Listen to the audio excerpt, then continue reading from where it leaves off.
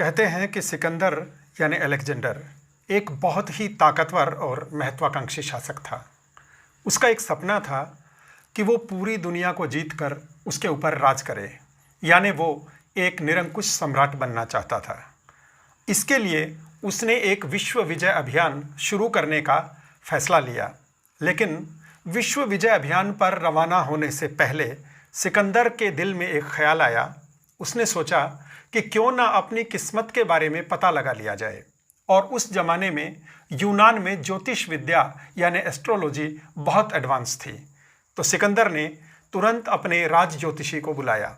और जब यूनान में ज्योतिष इतनी एडवांस थी तो नेचुरली राज ज्योतिषी बहुत एडवांस थे। उन्होंने राज ज्योतिषी के सामने अपनी मनसा बताई और सिकंदर ने सीधे शब्दों में राज ज्योतिषी से पूछा कि आप मुझे ये बताइए कि मैं विश्व विजेता बन पाऊंगा या नहीं। राज ज्योतिषी ने बहुत देर तक अपना कैलकुलेशन किया, उनकी हस्तरेखाओं को देखा और आखिर में सिकंदर को अपना फैसला सुनाया और बताया कि महाराज, आप दुनिया के बहुत बड़े हिस्से को जीत सकते हैं, बहुत सारी दुनिया के देशों पर आप राज कर सकते हैं, लेकिन आप विश्व विजेता नहीं बन सकते। सिकंदर ने सवाल पूछा कि कौन सी ऐसी रेखा है जो मुझे विश्व विजेता बनने से रोकती है। तो राज ज्योतिषी ने सिकंदर के हाथ की एक रेखा को दिखाकर बताया कि महाराज, ये एक ऐसी रेखा है जो यहीं तक रुक गई। अगर ये रेखा थोड़ी आगे होती, थोड़ी और आगे बढ़ जाती तो आप विश्व विजेता बन सकते थे। कहते हैं कि सिकंदर ने उसी वक्त अपनी कटार निकाली और जो रेखा ज्योतिषी ने जैसी बताई थी वैसी ही काटकर वहीं तक बना दी और विश्व विजय अभियान पर निकल पड़ा। काफ़ी दिनों तक अपना अभियान चलाने के बाद सिकंदर ने दुनिया के बहुत बड़े हिस्से को जीत लिया, लेकिन वो विश्व विजेता नहीं बन पाया। दुनिया का एक हिस्सा ऐसा बच गया जिसे वो जीत नहीं पाया और इसीलिए उसे समझ में आया कि भाग्य कुछ होता है। लेकिन यहाँ हम अगर सही एनालिसिस करें तो हम इस नतीजे पर पहुँचते हैं कि अगर विश्व विजेता बनने के अभियान पर निकलने से पहले सिकंदर ने राज ज्योतिषी की बात मान ली होती और वो हिम्मत हार कर बैठ जाता, अगर सिकंदर ये सोच लेता कि उसकी किस्मत में विश्व विजेता बनना नहीं है तो क्यों कोशिश की जाए, तो हो सकता है कि वो इतना कमज़ोर पड़ जाता कि दूसरे लोग आकर उसका अपना राज्य भी उससे छीन लेते। लेकिन उसने अपनी जिद और महत्वाकांक्षा के चलते किस्मत का पता होने के बावजूद मेहनत की और इस मेहनत ने उसको इतना अचीवमेंट दिलाया कि दुनिया के एक बहुत बड़े हिस्से को उसने जीत लिया।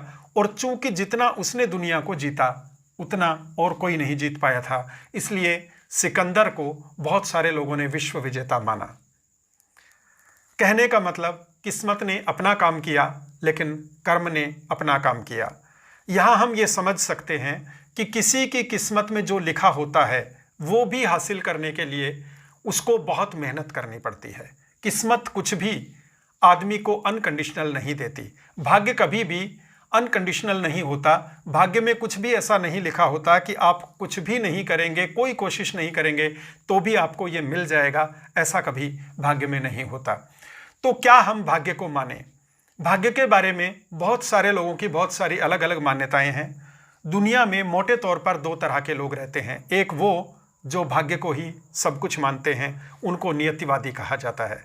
और एक वो लोग जो कर्म में ही विश्वास रखते हैं और ये कहते हैं कि हम कर्म से कुछ भी कर सकते हैं, उनको कर्मवादी कहा जाता है। नियतिवादियों और कर्मवादियों के अपने अपने तर्क हैं और नियतिवाद और कर्मवाद को लेकर सदियों से एक बहस चलती आई है जो आज तक मुकम्मल नहीं हुई, आज तक उसका कोई नतीजा नहीं निकला। लेकिन हम इस बात को नकार नहीं सकते कि कर्म भाग्य को परिभाषित करता है, कर्म भाग्य को प्रभावित करता है। इस मामले में आचार्य विष्णुगुप्त कौटिल्य यानी चाणक्य ने कहा था, भाग्य पुरुषार्थ का अनुसरण करता है। यानी जैसा आप पुरुषार्थ करेंगे, जैसा आप कर्म करेंगे, वैसा आपका भाग्य बनता चला जाएगा। इस बात को समझने के लिए एक और फैक्ट को हम देखते हैं। आप स्क्रीन पर देख रहे हैं, ये है जुगनू, एक छोटा सा जानवर जिसको कुदरत ने एक खूबी दी है कि ये रात के अंधेरे में चमकता है। लेकिन इसके साथ एक कंडीशन भी कुदरत ने जोड़ दी। इसका भाग्य इतना अच्छा कि ये रात के अंधेरे में बिना किसी लाइट के, बिना किसी बैटरी के चमकता है। लेकिन शर्त यह है कि इसकी चमक दुनिया को तभी दिखेगी जब ये उड़ेगा, क्योंकि वो चमक इसके पंखों के नीचे होती है।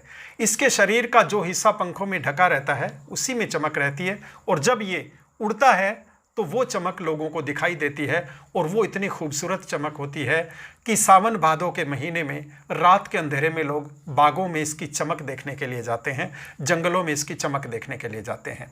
हम कह सकते हैं कि इसके भाग्य ने इसको बहुत कुछ दिया, लेकिन ये भी समझना होगा कि भाग्य ने एक कंडीशन भी लगा दी, और वो कंडीशन ये है कि इसकी चमक दुनिया को तब दिखेगी जब ये उड़ेगा, यानी मेहनत करेगा। जैसे किसी भी कंपनी की स्कीम में लास्ट में लिखा होता है T&C अप्लाई, यानी शर्तें लागू, वैसे ही भाग्य भी जब किसी को कुछ देता है तो बिना शर्तों के नहीं देता, उसकी अपनी शर्तें होती हैं, और भाग्य की शर्तों को पूरा करने के बाद ही भाग्य में लिखा कुछ मिल सकता है। एक बार को हम ये मान लें कि भाग्य नहीं होता, तो भी हमें ये मानना होगा कि मेहनत करनी होगी। और अगर हम भाग्य को मानते हैं तो भी हम ये मान लें कि जो हमें करना है वो हमारे भाग्य में लिखा हुआ है।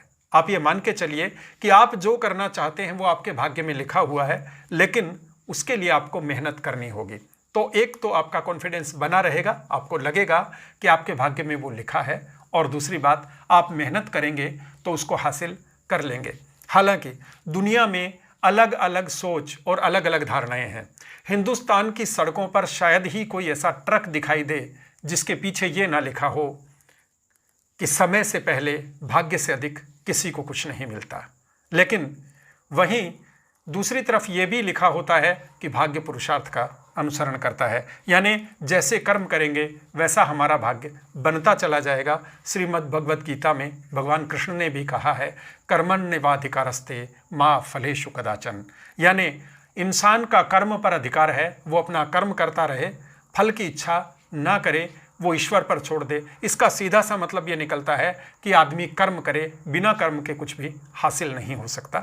इसलिए हमें भाग्य के भरोसे नहीं बैठना चाहिए, और भाग्य के बारे में कही गई बातों को पॉजिटिव वे में लेना चाहिए। कई बार लोग बहस करते हैं कि बहुत सारे दोहे और बहुत सारी चौपाइयाँ, बहुत सारे श्लोक ऐसे हैं जो आदमी को अंधविश्वासी बनाते हैं, लेकिन उनके पीछे का सच हमें समझना होगा। जैसे ये कहा जाता है, अनहोनी होनी नहीं, होनी हो सो होए, तुलसी भरोसे राम के, निर्भय हो के सोए। तुलसीदास जी ने यहाँ गलत नहीं कहा। उनका कहने का मतलब ये नहीं कि आप सो जाएं और सब कुछ हो जाएगा, इसको गलत अर्थ में समझा जाता है। उनका कहने का मतलब ये है कि आप तनाव ना लें, आप चिंता ना करें और अपना काम करते रहें, ईश्वर आपका साथ देगा। यानी कर्म से भाग्य को बदला जा सकता है। भाग्य पुरुषार्थ का अनुसरण करता है, और इंग्लिश में भी कहा गया है, फॉर्च्यून फेवर्स द ब्रेव, यानी जो लोग बहादुर होते हैं उनका साथ भाग्य को देना ही होता है, क्योंकि भाग्य को भी ऐसा लगता है कि कहीं ये व्यक्ति अपनी मेहनत से वो ना कर दिखाए जो मैंने लिखा ही नहीं था। इसलिए भाग्य ऐसे लोगों का साथ देता है। खुदी को कर बुलंद इतना कि हर तकदीर से पहले खुदा बंदे से पूछे, बोल तेरी रज़ा क्या है, बोल तेरी रज़ा क्या है। वीडियो देखने के लिए धन्यवाद।